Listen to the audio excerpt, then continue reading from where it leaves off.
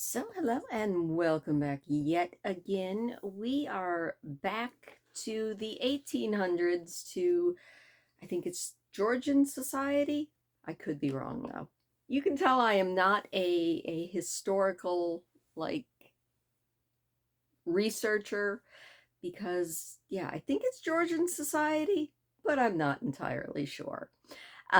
But we are back in the 1800s with Jane Austen's Pride and Prejudice, a book that I am actually really enjoying. I haven't quite gotten everybody straight in my head. I do know that I definitely like Mr. Bennet. He seems to have my type of sense of humor. Mrs. Bennet, I feel like I've met her many a time in many a social climbing person. We've met Elizabeth and her sisters. Her eldest sister seems to have made a favorable impression on Mr. Bingley, the new hottest man in town. We also met a Mr. Darcy, who, though he could be considered the hottest man in town, is not because he is not a gentleman.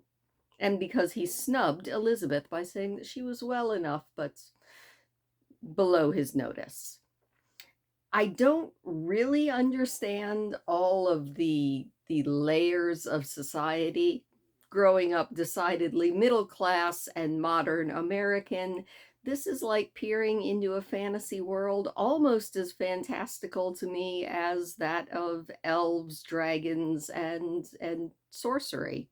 So I'm going to keep enjoying this as we read probably another 5 chapters tonight. That is definitely one thing I am noticing. The chapters were much, much shorter in the past. Anyway, let's jump in and see what's going on in high society in England. Chapter 5. Or no, 6. I'm silly. See, this is what's even worse. Roman numerals do me in every time. Chapter 6. The ladies of Longbourn soon waited on those of Netherfield. The visit was returned in due form. Miss Bennet's pleasing manners grew on the goodwill of Mrs. Hurst and Miss Bingley, and though the mother was found to be intolerable and the younger sisters not worth speaking to, a wish of being better acquainted with them was expressed towards the 2 eldest. By Jane, this attention was received with the greatest pleasure, but Elizabeth still saw superciliousness in their treatment of everybody, hardly excepting even her sister, and she could not like them, though their kindness to Jane, such as it was, had a value as arising in all probability from the influence of their brother's admiration. It was generally evident, whenever they met, that he did admire her, and to her it was equally evident that Jane was yielding to the preference which she had begun to entertain for him from the first, and was in a way to be very much in love. But she considered with pleasure that it was not likely to be discovered by the world in general, since Jane united with great strength of feeling, a composure of temper, and a uniform cheerfulness of manner, which would guard her from the suspicion of the impertinent. She mentioned this to her friend Miss Lucas. "It may perhaps be pleasant," replied Charlotte, "to be able to impose on the public in such a case, but it is sometimes a disadvantage to be so very guarded. If a woman conceals her affection with the same skill from the object of it, she may lose the opportunity of fixing him, and it will then be but poor consolation to believe the world equally in the dark. There is so much of gratitude or vanity in almost every attachment that it is not safe to leave any to itself. We can all begin freely, A slight preference is natural enough, but there are very few of us who have heart enough to be really in love without encouragement. In 9 cases out of 10, a woman had better show more affection than she feels. Bingley likes your sister, undoubtedly, but he may never do more than like her if she does not help him on. But she does help him on, as much as her nature will allow. If I can perceive her regard for him, he must be a simpleton indeed not to discover it too. Remember, Eliza, he does not know Jane's disposition as you do. But if a woman is partial to a man, and does not endeavor to conceal it, he must find out. Perhaps he must if he sees enough of her, but though Bingley and Jane meet tolerably often, it is never for many hours together, and as they always see each other in large mixed parties, it is impossible that every moment should be employed in conversing together. Jane should therefore make the most of every half hour in which she can command his attention. When she is secure of him, there will be leisure for falling in love as much as she chooses. Your plan is a good one, replied Elizabeth, where nothing is in question but the desire of being well married, and if I were determined to get a rich husband, or any husband, I dare say I should adopt it. But these are not Jane's feelings. She is not acting by design. As yet, she cannot even be certain of the degree of her own regard, nor of its reasonableness. She has known him only a fortnight. She danced 4 dances with him at Meryton. She saw him one morning at his own house, and has since dined in company with him 4 times. That is not quite enough to make her understand his character. Not as you represent it. Had she merely dined with him, she might only have discovered whether he had a good appetite. But you must remember that 4 evenings have also been spent together, and 4 evenings may do a great deal. Yes, these 4 evenings have enabled them to ascertain that they both like vignette better than commerce. But with respect to any other leading characteristic, I do not imagine that much has been unfolded. Well, said Charlotte, I wish Jane success with all my heart, and if she were married to him tomorrow, I should think she had a good chance of happiness, as if she were to be studying his character for a 12-month. Happiness in marriage is entirely a matter of chance. If the dispositions of the parties are ever so well known to each other, or ever so similar beforehand, it does not advance their felicity in the least. They are always continue to grow sufficiently unlike afterwards to have their share of vexation, and it is better to know as little as possible of the defects of the person with whom you are to pass out your life. You make me laugh, Charlotte, but it is not sound. You know it's not sound, and that you would never act this way yourself. Occupied in observing Mr. Bingley's attentions to her sister, Elizabeth was far from suspecting that she herself was becoming an object of some interest in the eyes of his friend Mr. Darcy. He had scarcely allowed her to be pretty. He had looked at her without admiration at the ball, and when next they met, he looked at her only to criticize. But no sooner had he made it clear to himself and his friends that she had hardly a good feature on her face, than he began to find it was rendered uncommonly intelligent by the beautiful expression of her dark eyes. To this discovery succeeded some others equally mortifying.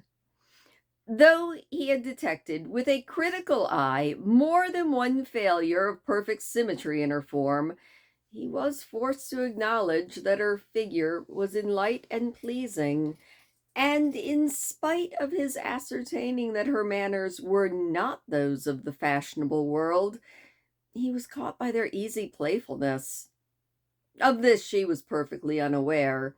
To her, he was only the man who had made himself agreeable nowhere, and who had not thought her handsome enough to dance with. He began to wish to know more of her, and as a step towards conversing with her himself, attended to her conversation with others. His doing so drew her notice. It was at Sir William Lucas's, where a large party was assembled. "What does Mr. Darcy mean," she said to Charlotte, "by listening to my conversation with Colonel Forster?"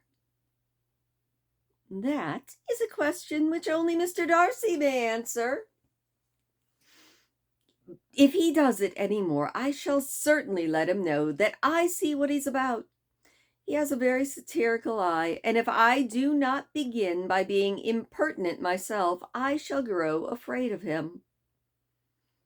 On his approaching them soon after, though without seeming to have any intention of speaking, Miss Lucas defied her friend to mention such a subject to him, which immediately provoking Elizabeth to do it, she turned to him and said, "Do you not think, Mr. Darcy, that I expressed myself uncommonly well just now, when I was teasing Colonel Forster to give us a ball at Meryton?" "With great energy, but it is a subject which always makes a lady energetic." "You are severe on us." "It will soon be her turn to be teased," said Miss Lucas. "I am going to open the instrument, Eliza, and you know what follows." "You are a very strange creature by way of a friend, always wanting me to play and sing before any and everybody. If my vanity had taken a musical turn, you would have been invaluable, but as it is, I would really rather not sit down before those who must be in the habit of hearing the very best performers." Upon Miss Lucas's persevering, however, she said, "Very well, if it must be so, it must." And gravely glancing at Mr. Darcy, "There's a fine old saying, which everybody here is of course familiar with: 'Keep your breath to cool your porridge, and I shall keep mine to swell my song.'" Her performance was pleasing, though by no means capital. After a song or two, and before she could reply to the entreaties of several that she would sing again, she was eagerly succeeded at the instrument by her sister Mary, who, having been in consequence of being the only plain one in the family, worked hard for knowledge and accomplishments, and was always impatient for display. Mary had neither genius nor taste, and though vanity had given her application, it had given her likewise a pedantic air and a conceited manner, which would have injured a higher degree of excellence than she had reached. Elizabeth, easy and unaffected, had been listened to with much more pleasure, though not playing half as well, and Mary, at the end of a long concerto, was glad to purchase praise and gratitude by Scotch and Irish airs at the request of her younger sisters, who, with some of the Lucases and 2 or 3 officers, joined eagerly in dancing at one end of the room. Mr. Darcy stood near them in silent indignation at such a mode of passing the evening, to the exclusion of all conversation, and was too much engrossed by his own thoughts to perceive that Sir William Lucas was his neighbor, till Sir William thus began: "What a charming amusement for young people this is, Mr. Darcy! There's nothing like dancing, after all. I consider it as one of the first refinements of polished societies." "Certainly, sir. And it has the advantage also of being in vogue among the less polished societies of the world. Every savage can dance." Sir William only smiled. "Your friend performs delightfully," he continued after a pause, on seeing Bingley join the group, And I doubt not that you are adept in the science yourself, Mr. Darcy. You saw me dance at Meryton, I believe, sir. Yes, indeed, and received no inconsiderable pleasure from the sight. Do you often dance at St. James? Never, sir. Do you not think it would be a proper compliment to the place? It is a compliment which I never pay to any place if I can avoid it. You have a house in town, I conclude. Mr. Darcy bowed. I had once some thoughts of fixing in town myself, for I am fond of superior society, but I did not feel quite certain that the air of London would agree with Lady Lucas.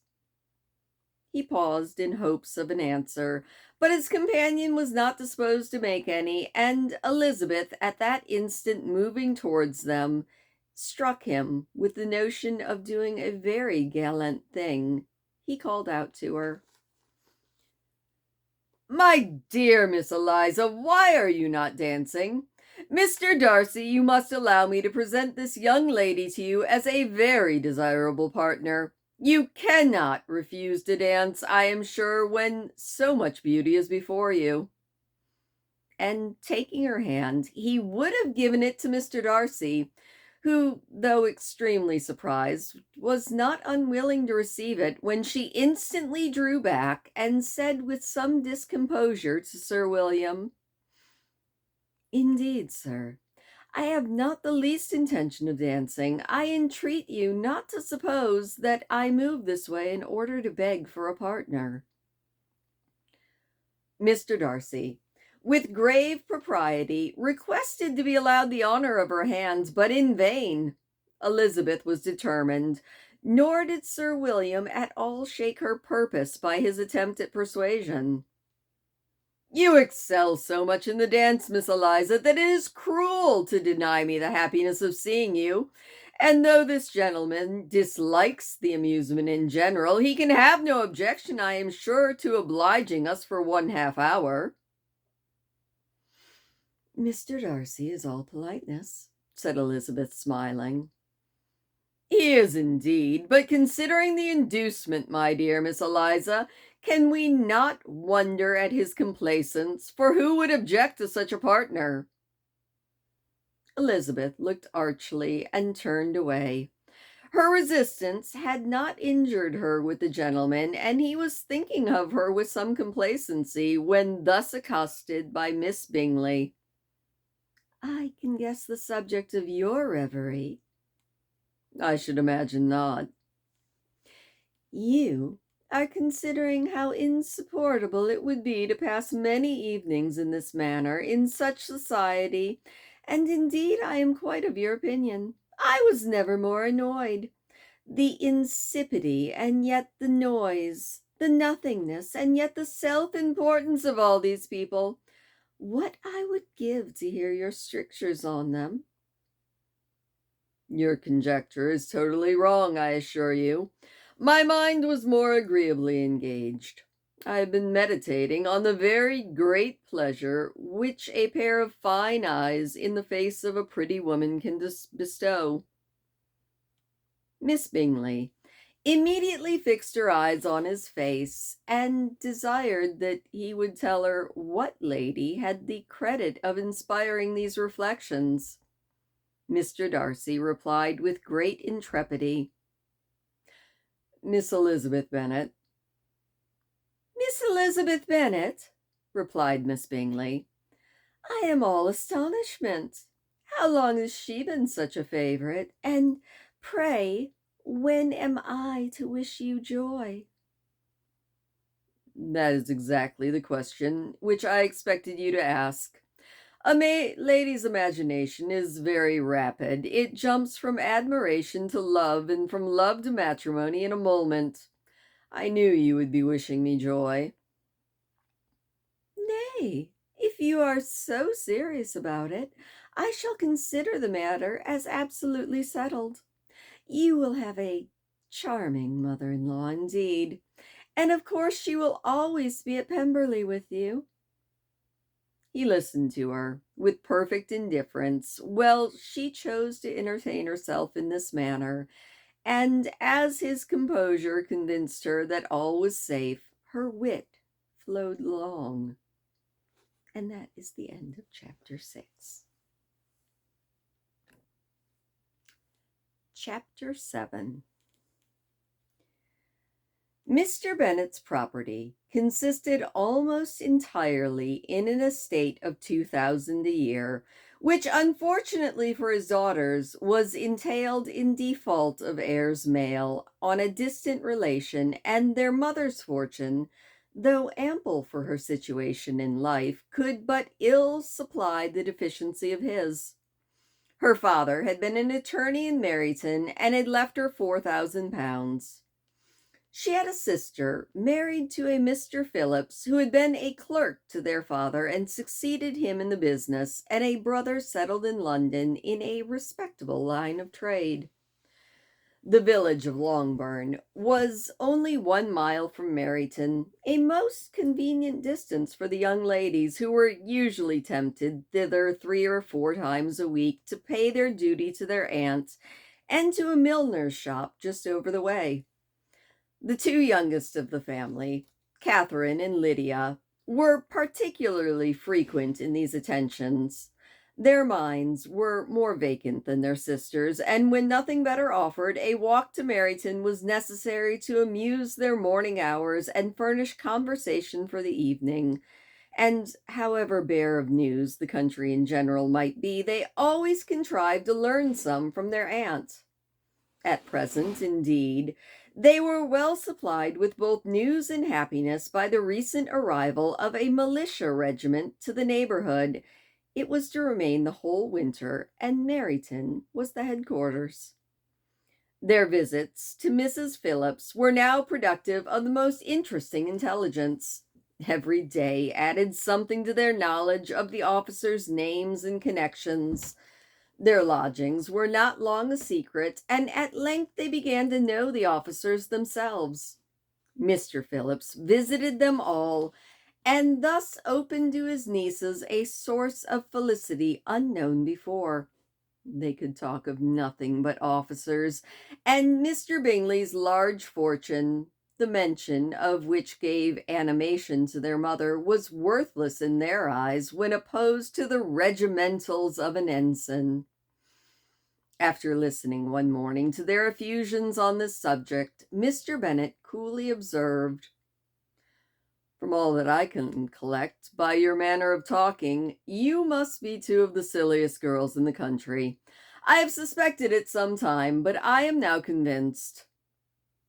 Catherine was disconcerted and made no answer, but Lydia, with perfect indifference, continued to express her admiration of Captain Carter, and her hope of seeing him in the course of the day, as he was going the next morning to London. "I am astonished, my dear," said Mrs. Bennet, "that you should be so ready to think your own children silly. If I wish to think slightingly of anybody's children, it should not be of my own, however." "If my children are silly, I must hope to always be sensible of it." "Yes, but as it happens, they are all of them very clever." "This is the only point, I flatter myself, on which we do not agree. I had hoped that our sentiments coincided in every particular, but I must so far differ from you as to think our two youngest daughters uncommonly foolish." "My dear Mr. Bennet, you must not expect such girls to have the sense of their father and mother. When they get to our age, I dare say they will not think about officers any more than we do. I remember the time when I liked a red coat myself very well, and indeed I still do at my heart. And if a smart young colonel with 5 or 6 thousand a year should want one of my girls, I should not say nay to him. And I thought Colonel Forster looked very becoming the other night at Sir William's in his regimentals." "Mamma," cried Lydia, "my aunt says Colonel Forster and Captain Carter do not go so often to Miss Watson's as they did when they first came. She sees them now very often standing in Clark's library." Mrs. Bennet was prevented in replying by the entrance of the footman with a note for Miss Bennet. It came from Netherfield, and the servant waited for an answer. Mrs. Bennet's eyes sparkled with pleasure, and she was eagerly calling out with her daughter, her daughter read. "Well, Jane, who is it from? What is it about? What does he say? Well, Jane, make haste. Tell us, make haste, my love." "It is from Miss Bingley," said Jane, and then read it aloud. "My dear friend, if you are not so compassionate as to dine today with Louisa and me, we shall be in danger of hating each other for the rest of our lives, for a whole day's tete-a-tete between two women can never end without a quarrel. Come as soon as you can on the receipt of this. My brother and the gentlemen are to dine with the officers. Yours ever, Caroline Bingley." "With the officers!" cried Lydia. "I wonder my aunt did not tell us of that." "Dining out," said Mrs. Bennet. "That is very unlucky." "Can I have the carriage?" said Jane.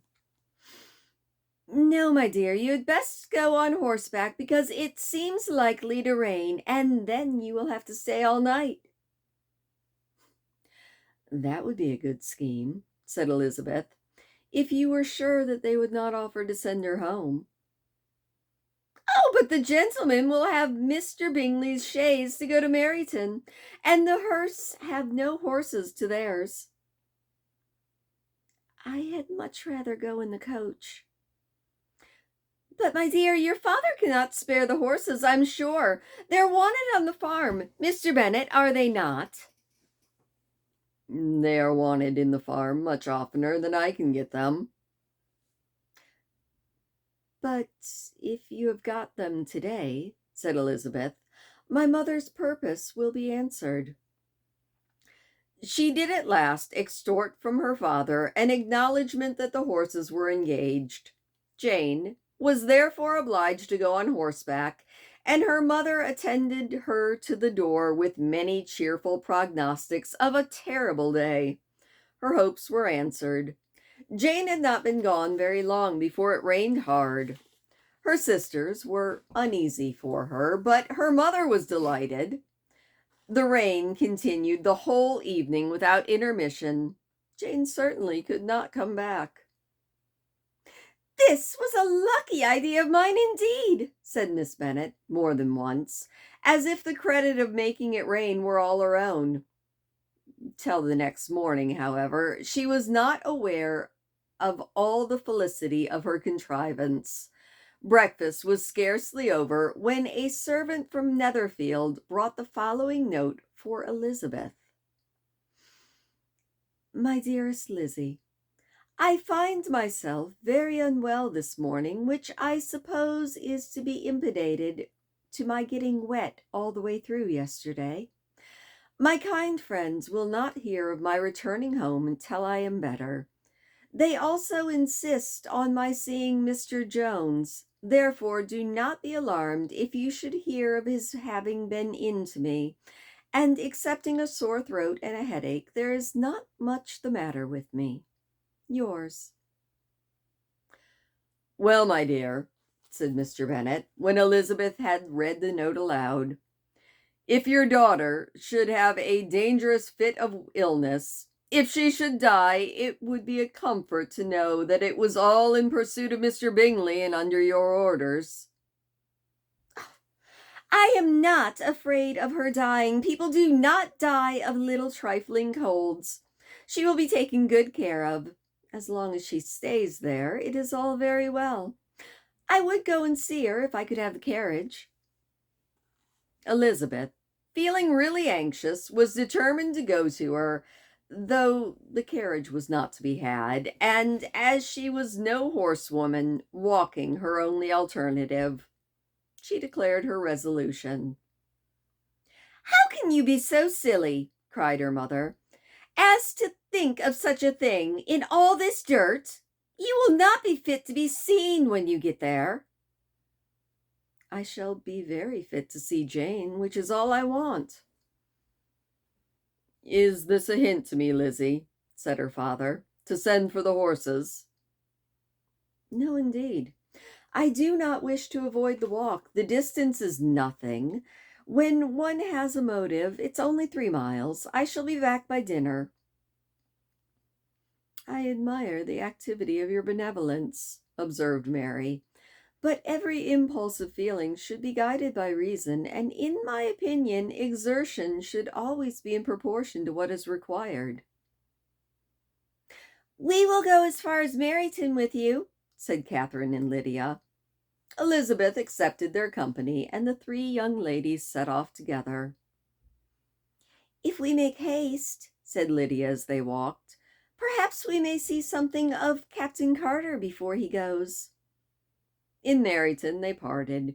The 2 youngest repaired to the lodgings of one of the officers' wives, and Elizabeth continued to walk alone, crossing field after field at a quick pace, jumping over stiles and springing over puddles with impatient activity, and finding herself at last within view of the house with weary ankles, dirty stockings, and a face glowing with the warmth of exercise. She was shown to the breakfast parlor, where all but Jane were assembled, and where her appearance created a great deal of surprise. That she should have walked 3 miles so early in the day in such dirty weather and by herself was almost incredible to Mrs. Hurst and Miss Bingley, and Elizabeth was convinced that they held her in contempt for it. She was received, however, very politely by them, and in their brother's manners there was something better than politeness.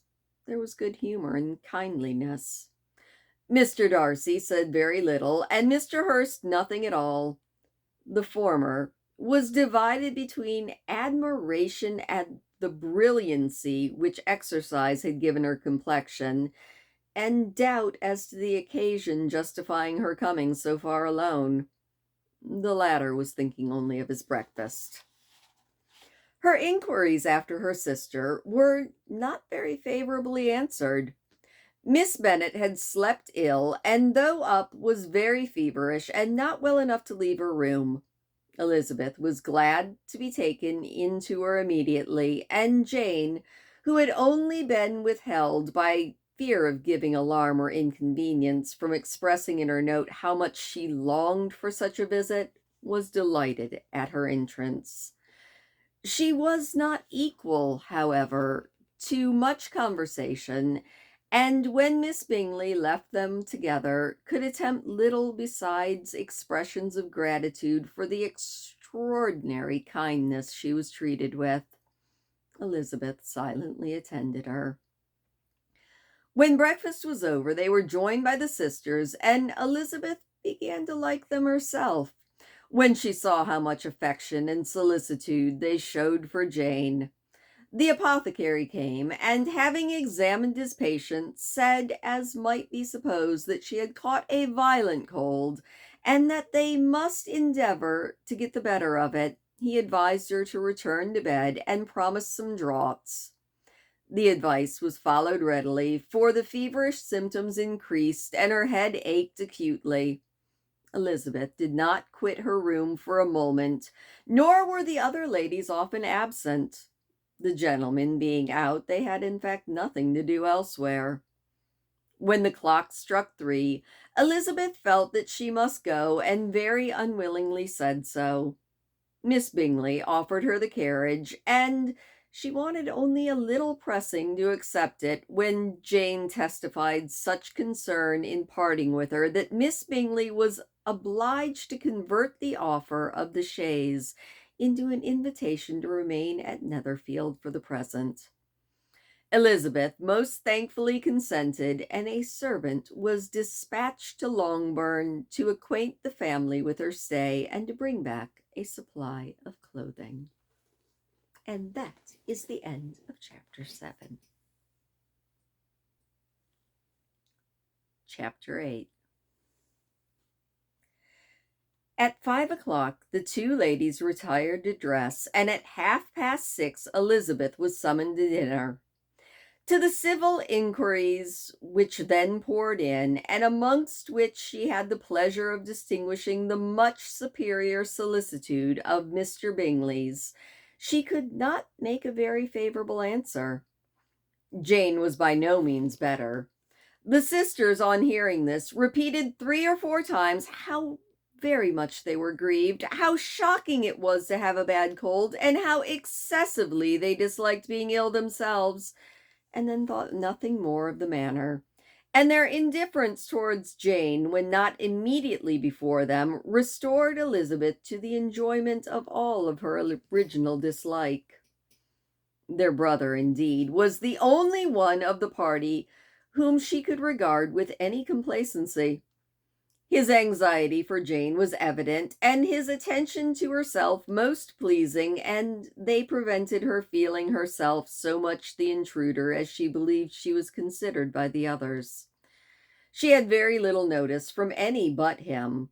Miss Bingley was engrossed by Mr. Darcy, her sister scarcely less so, and as for Mr. Hurst, by whom Elizabeth sat, he was an indolent man, who lived only to eat, drink, and play at cards, who, when he found her prefer a plain dish to a ragout, had nothing to say to her. When dinner was over, she returned directly to Jane, and Miss Bingley began abusing her as soon as she was out of the room. Her manners were pronounced to be very bad indeed, a mixture of pride and impertinence.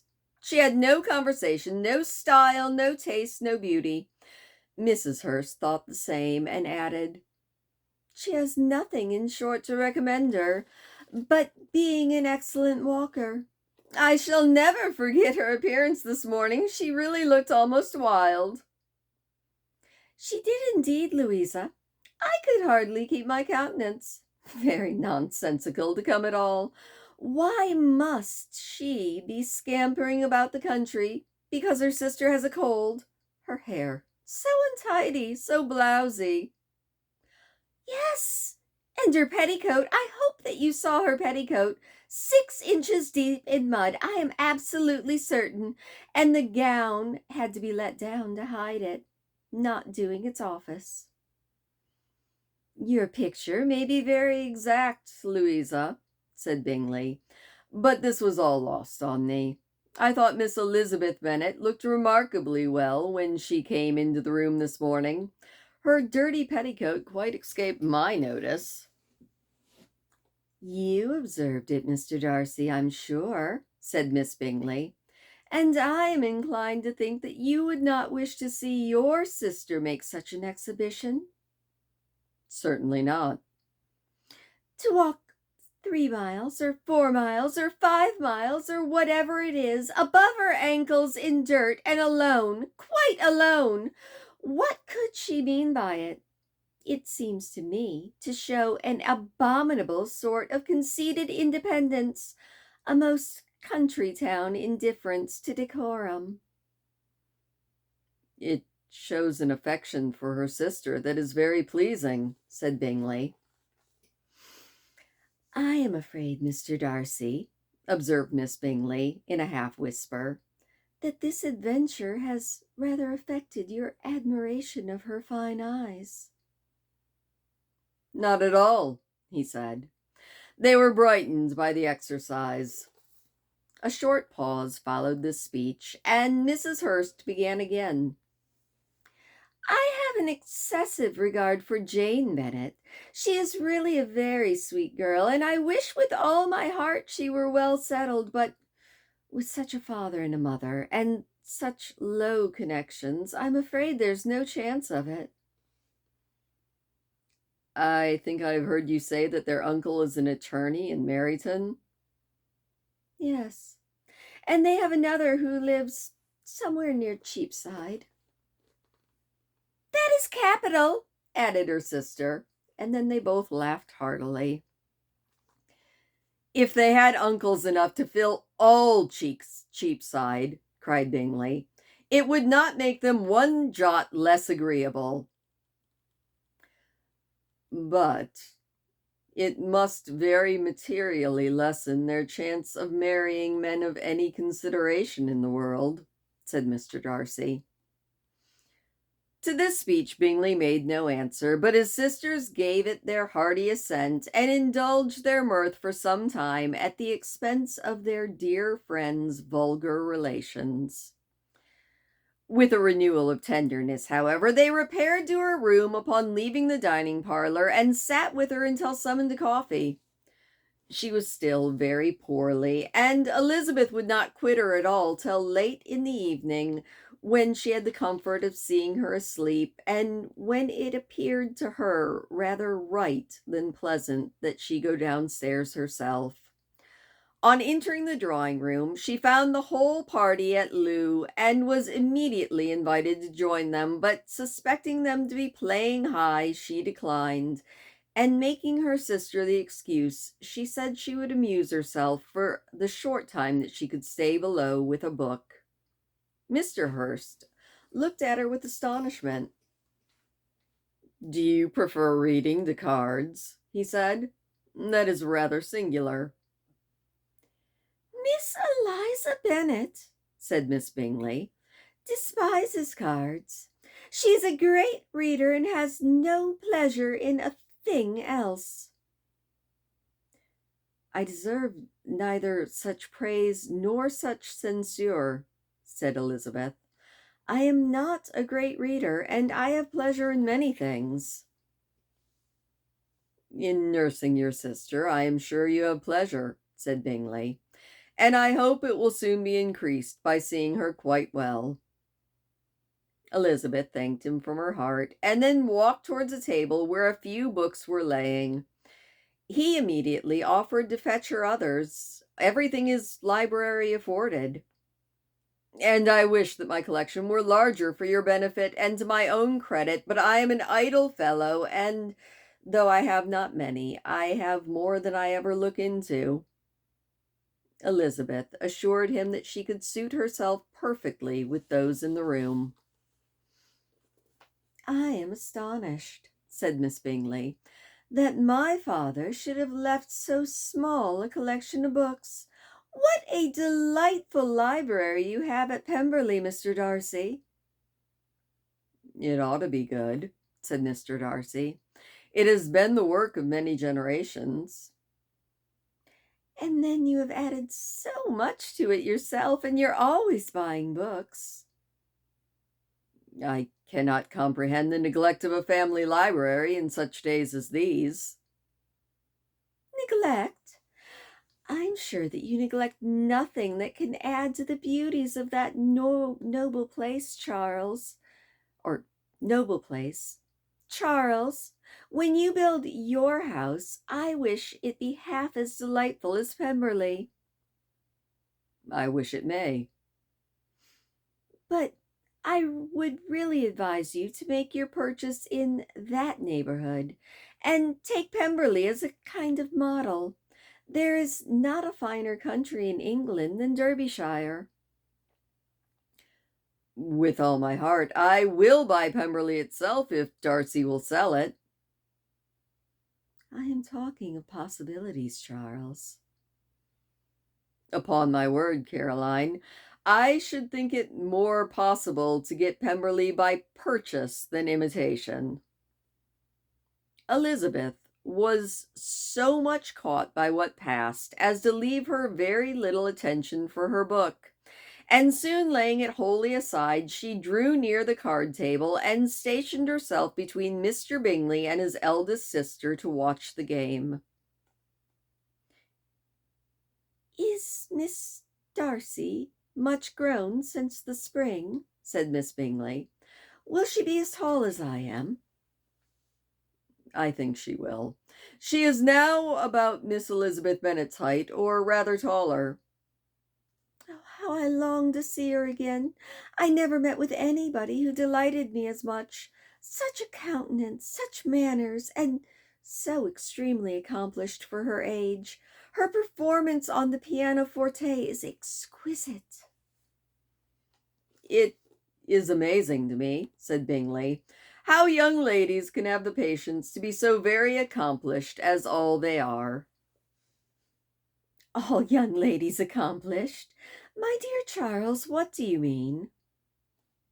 Yes, all of them, I think. They all paint tables, cover screens, and net purses. I scarcely know anyone who cannot do all this, and I am sure I never heard a young lady spoken of for the first time without being informed that she is quite accomplished. "Your list of the common extent of accomplishments," said Mr. Darcy, "has too much truth. The world is applied to many a woman who deserves it no otherwise than by netting a purse or covering a screen. But I am very far from agreeing with you in your estimation of ladies in general. I cannot boast of knowing more than half a dozen in the whole range of my acquaintance that are truly accomplished." Nor I, I'm sure, said Miss Bingley. "Then," said Elizabeth, "you must comprehend a great deal in your idea of accomplished woman." "Yes, I do comprehend a great deal in it." "Oh, certainly," cried his faithful assistant. "No one can really esteemed accomplished who does not greatly surpass what is usually met with. A woman must have a thorough knowledge of music, singing, drawing, dancing, and the modern languages to even deserve the word. And besides all this, she must possess a certain something in her air and manner of walking, the tone of her voice, her address and expressions, or the word would be but half deserved." "All this she must possess," added Darcy. "And to all this she must yet add something more substantial in the improvement of her mind by extensive reading."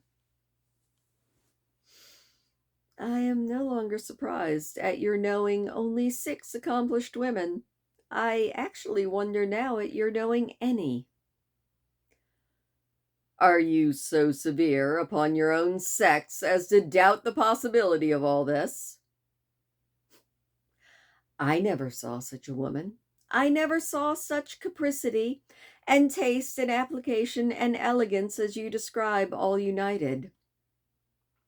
Mrs. Hurst and Miss Bingley both cried out against the injustice of her implied doubt, and were both protesting that they knew many women who answered this description, when Mr. Hurst called them to order with bitter complaints of their inattention to what was going forward.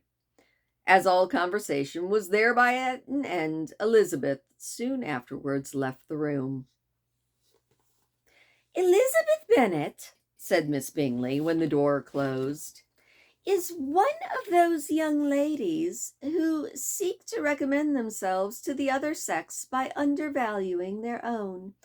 And with many men, I dare say it succeeds, but in my opinion, it's a paltry device, a very mean art."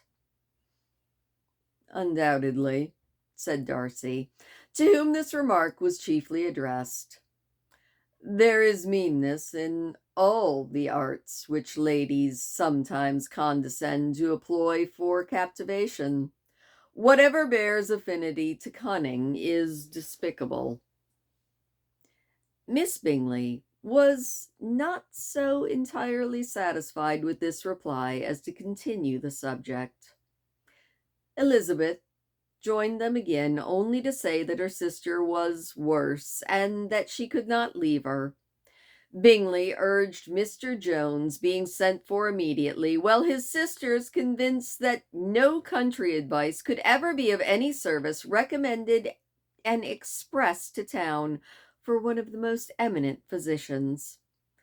This she would not hear of, but she was not so unwilling to comply with their brother's proposal, and it was settled that Mr. Jones should be sent for early in the morning, if Miss Bennet were not decidedly better. Bingley was quite uncomfortable. His sisters declared that they were miserable. They solaced their wretchedness, however, by duets after supper. Well, he could find no better relief to his feelings than by giving his housekeeper directions that every possible attention must be paid to the sick lady and to her sister. And that ends chapter 8, which ended up being much, much longer than I thought it was going to be. So that is where we're going to end it tonight. After all, I don't want to keep you for much longer than almost an hour. Let me know if that works for you. If not, we can go back to maybe doing 5 a night, but those were agreeably lengthed. I definitely would not make it in the Bingley household, that's for sure. But those seemed like a good length, right at an hour. I don't like Miss Bennet.